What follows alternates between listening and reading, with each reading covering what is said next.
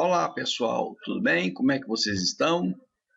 Então vamos dar continuidade aos nossos conteúdos da disciplina de estruturas organizacionais, tá certo?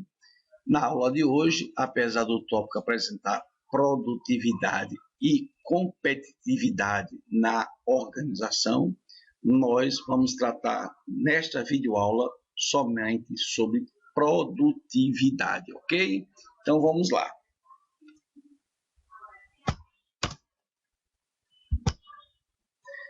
Produtividade organizacional é o resultado do negócio que pode ser impactado de maneira positiva.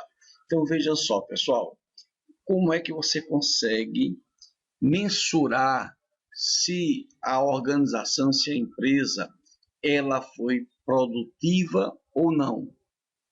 Normalmente, o gestor da empresa, ele diz que naquele mês a empresa foi produtiva, é claro, se ele conseguiu alcançar os seus objetivos.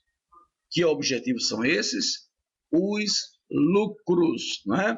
Então, normalmente, se diz que a empresa ela é de fato produtiva se ela conseguir alcançar suas metas, seus objetivos, ou seja, os lucros, ok? Então, é dessa maneira que normalmente as pessoas avaliam a produtividade da empresa, mas não é simplesmente assim, ok?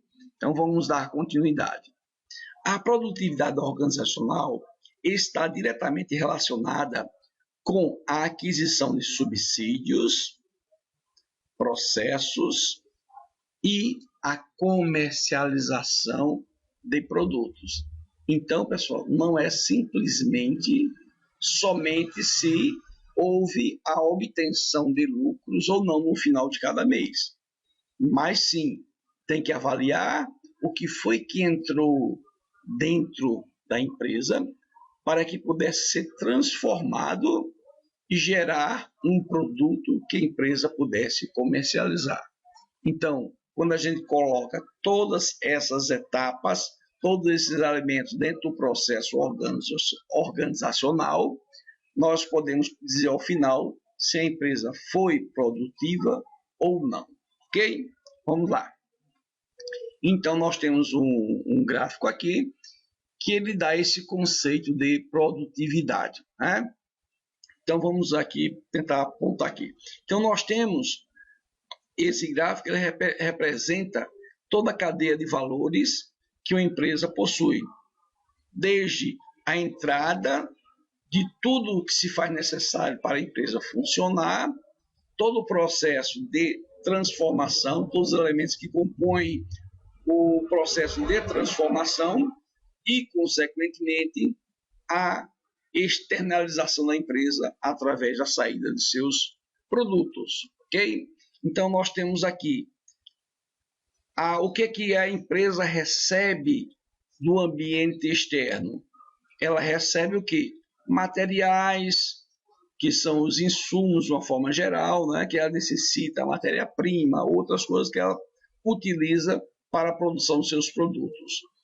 A questão da energia, que, claro, toda e qualquer empresa, ela se utiliza da energia para poder realizar todos os seus processos automatizados para a transformação dos insumos em produtos e também as informações que a empresa faz uso para poder gerar estratégias de negócios, como a empresa vai se comportar diante do mercado, como ela vai poder produzir melhores produtos que atendam às necessidades dos clientes.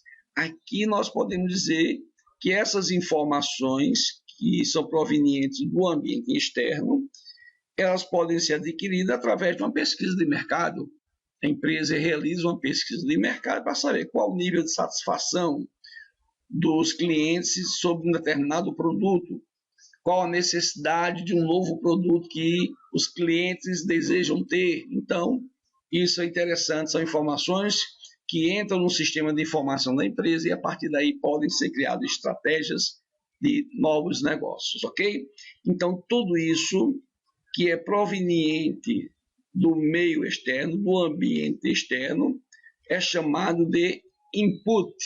Não é? O input é entrada, a entrada de elementos que alimentam todos os processos organizacionais de uma empresa, ok? Então, essa entrada, esse input, ele gera valor, né? Gera um valor, e esses valores dessas entradas, consequentemente, irão gerar o que? Uma coisa chamada de custos, custos para as empresas. Então, vamos imaginar a energia que é consumida pela empresa, mensalmente deve ser paga, né? Os insumos, as matérias-primas e outros materiais utilizados pela empresa também têm que ser pagos, né?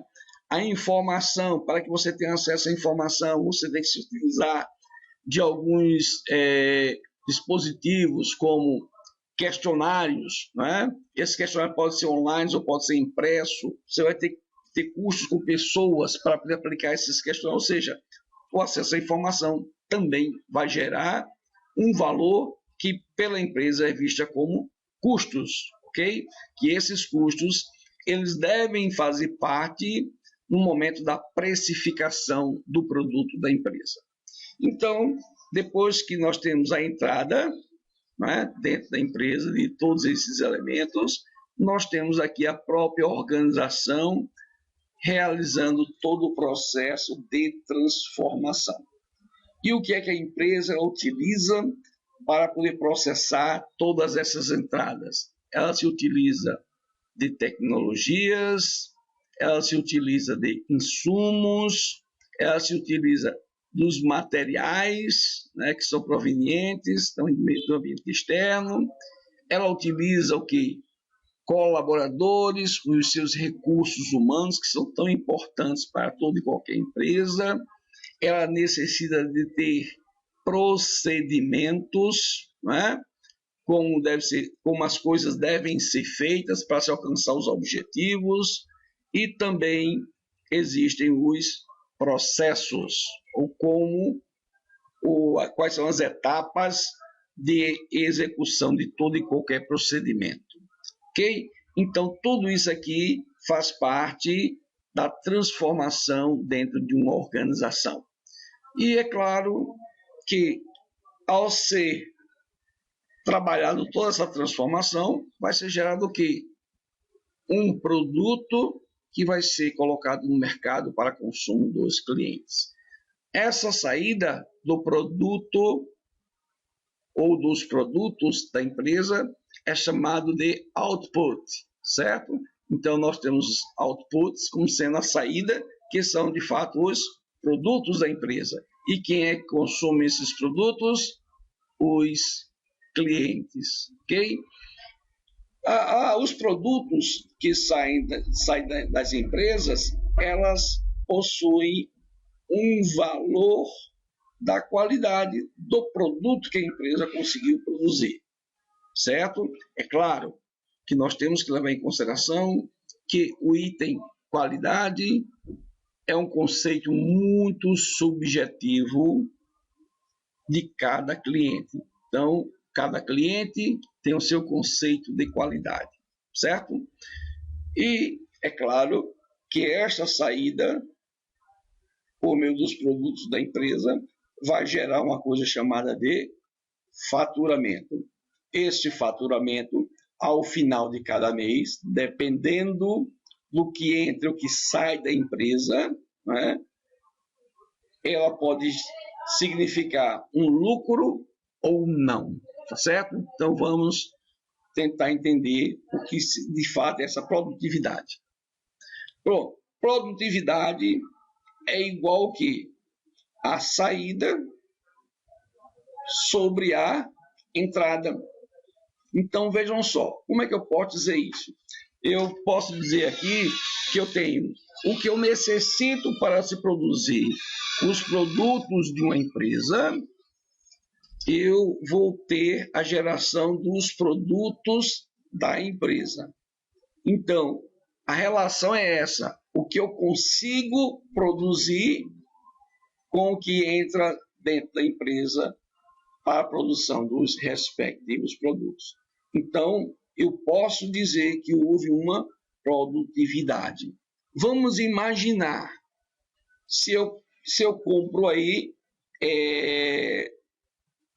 1 tonelada de cimentos dentro de uma empresa de construção civil. Né? Então, eu vou executar uma obra e aí, com essa 1 tonelada que entrou dentro da empresa, eu consigo produzir aí, vamos imaginar, vamos dar um chute, vamos lá, 100 metros cúbicos de concreto. Se eu for fazer a proporção aí do que entrou de cimento e o que eu consegui produzir enquanto produto final, esses 100 metros cúbicos de concreto, eu posso dizer se foi produtivo ou não a aquisição daquele material para a produção do meu produto final. Ok? Então, vamos imaginar com a mesma 1 tonelada de cimentos, eu só tivesse conseguido produzir o quê? 50.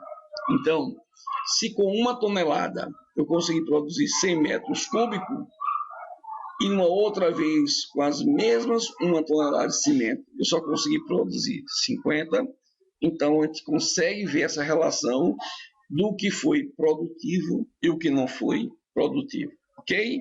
Deu para entender? Qualquer coisa é só perguntar.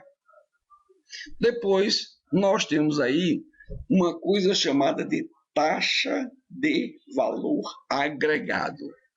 Vejam bem, produtividade tem a ver com o que eu recebo para poder produzir os produtos de uma empresa e o que eu consigo produzir com aquilo que foi recebido.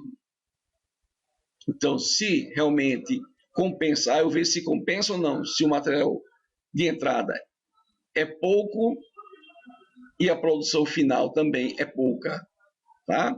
Então, eu tenho que produzir mais com o mínimo de recursos. O interessante é isso. Então, você consegue ter, de fato, um equilíbrio dentro da empresa. É claro que nem todas as situações isso pode acontecer. Então, veja bem, quando eu falo da taxa de valor agregado, eu estou me referindo aí, de fato, ao valor que eu tive como, que queira ou não faz parte de um item da produtividade. Só que aqui eu vou avaliar números. Como assim? Eu vou avaliar o que eu consegui faturar com os custos que a empresa gastou. Então, aquilo que eu gastei para poder adquirir tudo que eu necessito para produzir os produtos da empresa e o que eu consegui faturar vendendo os produtos finais. Então, eu consigo ver aí qual foi a taxa de valor agregado ao produto comercializado, tá? Que tem a ver com aquela produtividade também, ok? Como aumentar a produtividade?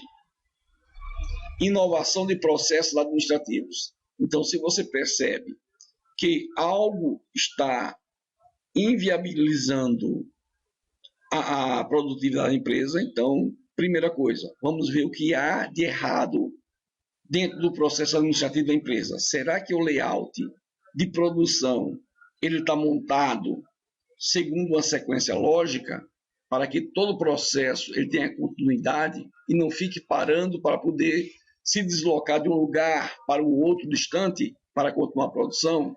Então tem que se pensar isso no layout do como o processo administrativo vai acontecer. Inovação tecnológica. Não adianta a gente querer ter produtividade se as tecnologias que a empresa utiliza não permitem isso. Qualificação profissional continuada. Então, nós temos que ter aí os nossos colaboradores capacitados para que possam produzir cada vez mais. Cultura e clima organizacional. Gente, isso aqui é muito interessante. A cultura, principalmente, tem a ver com os valores éticos e morais da empresa, que já são É uma adesão que a empresa faz dos próprios valores éticos e morais dos próprios fundadores da empresa, que eles implantam isso como premissas para que a empresa possa atuar dentro de uma ética profissional, valorizando as questões pessoais, profissionais. E nós temos o clima organizacional. Esse é muito importante, né? Que nada melhor do que você trabalhar numa empresa que você gosta de trabalhar, que você se sente valorizado, que você tem um ambiente agradável, né? Organização das tarefas. Então, você consegue produtividade a partir do momento que você consegue organizar seus processos administrativos e que, dentro desse processo administrativo, as pessoas recebam as tarefas de maneira correta que possam trabalhar. Ou seja, você designar as tarefas para cada pessoa. Valorização do capital humano. Mas isso é muito importante, é o reconhecimento. É você saber que o trabalho que você está fazendo na empresa está sendo reconhecido e que aquele trabalho é fundamental para o bom andamento da empresa. Gestão do tempo e tarefas. Então, o acompanhamento dessas tarefas deve ser feito diariamente pelos gestores. Primeiro, porque faz parte do papel dele. As funções administrativas estão justamente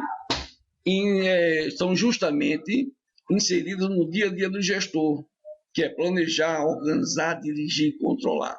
Então, ele tem que fazer por onde, saber se as tarefas estão sendo feitas nos seus devidos tempos e se elas estão sendo feitas de maneira correta. Aqui nós vamos ver aqui um vídeo curto, não é? Que mostra a questão da cultura organizacional e o clima organizacional dentro da Google.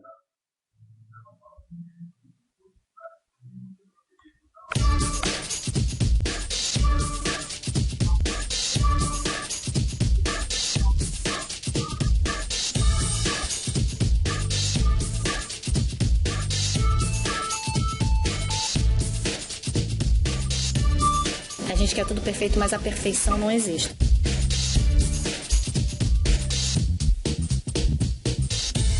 Que entre as coisas que a gente prega, ou que a gente vivencia, né, tem a ver, passa por o fato de que a gente acredita que você pode trabalhar e se divertir ao mesmo tempo. Eu acho que isso cria, né, uma ruptura das pessoas que acham que você tem que estar de terno para ser sério, que você tem que estar no escritório para estar produzindo, que o teu chefe tem que te ver. Eu acho que o mundo vem mudando, a gente tem a questão, né, da mobilidade, da conectividade, que permitem com que você trabalhe onde quer que você esteja. Você pode estar se divertindo e trabalhando sério, produzindo resultados, uma coisa não elimina a outra. Eu acho que essa ideia, essa imagem é muito atraente para as pessoas pensarem que você pode no trabalho ser quem você é, você não precisa vestir uma máscara e fingir que você é alguém ou que você tem valores que não são os seus, né?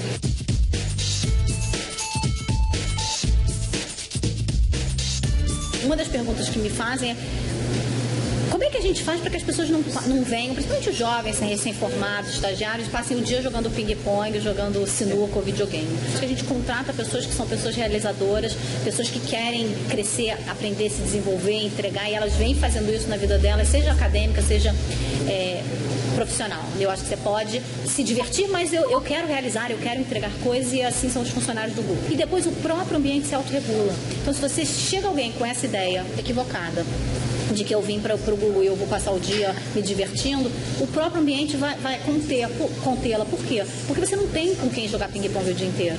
Você usa os ambientes para desestressar, para relaxar, para, né, se reenergizar e voltar para fazer a atividade que é a atividade para a qual você está querendo construir e fazer, né, no teu trabalho.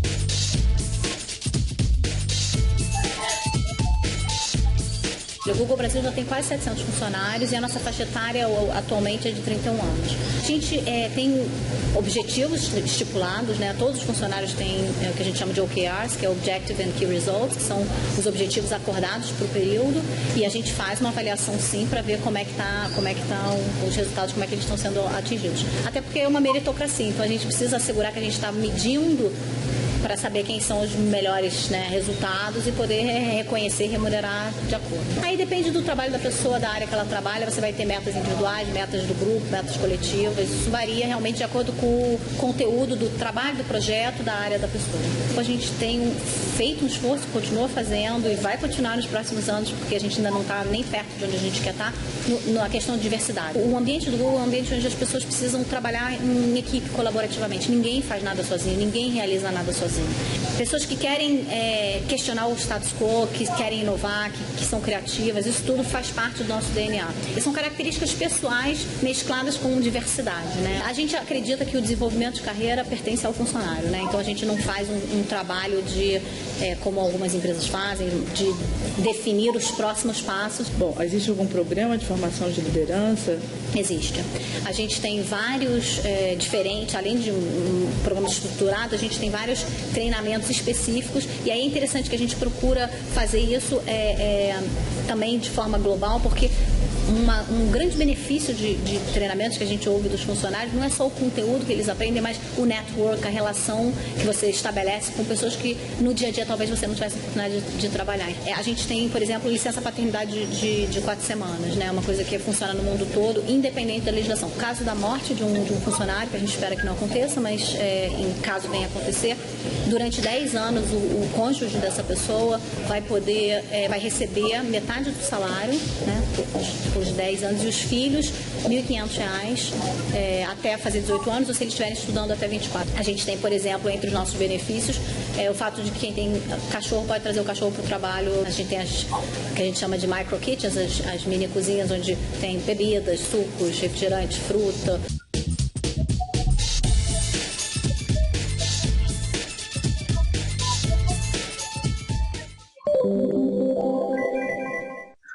Bom, pessoal, então nós vimos aí, né, a exibição de um vídeo falando sobre a questão da cultura organizacional da Google, né? E, é claro, destacando a questão dos valores da empresa, né? Então vamos continuar aqui com o nosso conteúdo e vendo agora como aumentar a produtividade, dando continuação exatamente aos tópicos anteriores, né? Então, também a gente consegue aumentar a produtividade evitando os desperdícios, né? Então, evitar os desperdícios é muito importante. Quando a gente fala isso aí, estamos nos referindo a evitar perda de tempos, né? Gastos de materiais desnecessários e também, consequentemente, essa questão do gasto dos materiais desnecessários vai gerar um custo. Então, desperdício também de dinheiro. Então, quando a gente fala evitar desperdício em todos os sentidos que possam levar prejuízo para a empresa, ok? Evitar o uso demasiado das redes sociais no horário de trabalho.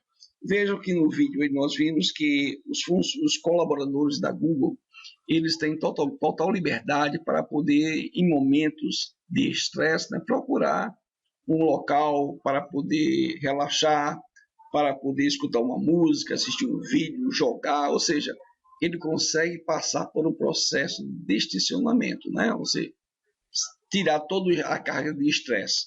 E isso facilita. Como também eles podem acessar outras redes sociais, se quiser navegar um pouco. Só que, pela própria cultura de trabalho da Google, as pessoas não ficam o tempo todo usando essas redes sociais, não ficam jogando, ou seja, deixando de produzir, deixando de trabalhar. Tá certo? Então, muitas empresas que não adotam a cultura da Google, elas cortam definitivamente a questão do acesso às redes sociais para evitar que os seus colaboradores percam tempo. Incentivar o autoconhecimento, isso é muito importante, né? É você fazer com que os teus colaboradores eles saibam buscar o conhecimento necessário e nunca esperar que esse conhecimento chegue até eles, né? É fazer com que eles possam ter iniciativas próprias de poder buscar um curso, se capacitar para que possa se posicionar cada vez mais no mercado e não esperar que somente a empresa faça isso por ele. Adoção de uma política participativa na organização. Isso é muito importante. Primeiro, porque o colaborador ele vai se sentir o quê? Privilegiado, porque as coisas que ele fala, a empresa ela escuta e ela tenta colocar em prática se for uma boa sugestão, se for uma boa ideia. Então, quando a gente fala da administração participativa, envolve vários elementos no processo administrativo. O incentivo pelos colaboradores que se destacam a cada mês, é a participação nos lucros no final de cada ano fiscal, né? Ano fiscal, que é o ano quando após a questão do balanço. É você investir na capacitação de colaboradores, ou seja, é você criar um sistema onde os colaboradores façam de fato parte da empresa e possam colaborar com ideias, com sugestões e ser beneficiado pela própria empresa também. O uso da meritocracia como fator determinante na ascensão profissional na organização. Gente, nós falamos ainda há pouco da política participativa na organização, que esta prática é do modelo administrativo, da teoria administrativa participativa. E agora nós estamos falando em meritocracia, que também é uma idealização de um modelo de administração, que é o modelo da administração burocrática. Então, Max Weber, quando ele criou o modelo da administração burocrática, ele queria exatamente que as pessoas que trabalhassem na empresa, elas só poderiam ser beneficiadas com um novo cargo ou crescer dentro da empresa a partir do momento que elas fossem, vamos dizer assim, elas fossem de fato merecedoras, né? Pelaquilo que ela realiza dentro da empresa, ok? Então a meritocracia ela prega exatamente o quê? Que as pessoas só podem ascender dentro da empresa ou receber benefícios a partir do momento que as merecem. Bom, nós temos aqui a liderança e trabalho em equipe. Isso é fundamental para poder se aumentar a produtividade. Então, se você tem uma boa liderança dentro da empresa e as pessoas sabem trabalhar em equipe, então, consequentemente, as tarefas serão divididas, cada um realizar a sua tarefa e, consequentemente, a obtenção dos objetivos coletivos. Então, liderança e trabalho em equipe é fundamental para o aumento da produtividade. Vamos ver um vídeo bastante interessante aqui, que é o vídeo da Porta dos Fundos, né, que ele tenta mostrar essa importância do trabalho em equipe, da importância das pessoas buscarem se qualificar cada vez mais, porque vai chegar um momento lá na empresa que só ficarão as pessoas que de fato elas são importantes para a empresa. Então, nos momentos de crise, quando a empresa vai fazer os cortes de colaboradores, ela vai avaliar qual é o perfil de cada colaborador. Ela vai avaliar quem é que é importante e quem é que pode ser descartado pela organização. Vamos assistir esse vídeo aí, bastante interessante, bem engraçado. Tudo bem? Que bom ver vocês assim, bem. Bem, queria me apresentar, meu nome é Erasmo e, como vocês sabem, nós estamos passando por uma reformulação aqui na Liga. Olha, se for demissão, pode falar logo. Não tem nada a ver com demissão. Eu queria conversar com vocês sobre novas oportunidades de carreira. Opa! Nós temos uma defasagem aqui. A Liga da Justiça não atende às suas necessidades, ao seu potencial. É o que? A gente tem um potencial de mais, potencial de menos? É o que isso? Não. A palavra é diferente. Eu acho que os seus poderes poderiam ser melhor adaptados a uma outra situação ou equipe. Tipo... Um circo. Já pensaram no circo? Tá falando sério? O circo é um barato. Desculpa, Erasmo, né? Eu acho que você não tá entendendo aqui o tamanho da coisa. A Jaina, minha irmã, ela se transforma em qualquer animal. Águia, entendeu? Se transforma. Leão, tigre. Me ajuda, Jaina. Dragão, obrigado. Mamute. Eu conheço o trabalho da Jaina, eu acho o poder dela excepcional, acho que ela tem um futuro brilhante. Gente, então agora o problema sou eu. Não, de forma alguma, assim, não tem problema, que todo mundo tem o seu valor. Você, inclusive, você se transforma... tá aqui. Água. É isso? É isso. É isso que eu estou aí. Não, peraí. Tem mais coisa. Balde de água também, desculpa. Balde d'água. Aí você é o balde também. A gente tem que dar o balde. Não precisa dar o balde. Eu não me transformo em balde.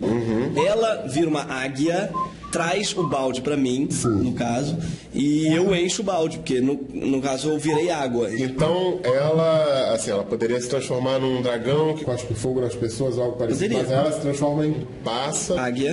Águia, aí ela pega o balde e aí bota você de água dentro. Mais ou menos, na verdade tem um macaco também. Ela segura o macaco, né? Me corrige, Jane, é isso? O macaco vem. O macaco vem e aí o macaco joga o balde. Segura o balde dentro do balde. Então, assim, vamos lá. Me parece aqui que o macaco, sim, é essencial. O macaco, nessa operação toda que consiste em jogar água, é o macaco que é essencial. O macaco está carregando o balde. O que tem dentro do balde? Claro, você molha as pessoas. Molho, porque... Zé, olha só, eu entendi. Acho que a gente chegou num ponto aqui.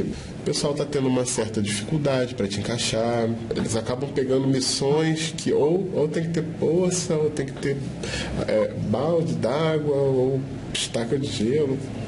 Você vai concordar comigo que a sua participação está restringindo um pouco o potencial da equipe? Restringindo o potencial sem a minha participação na equipe, a Jaina não viraria animal nenhum.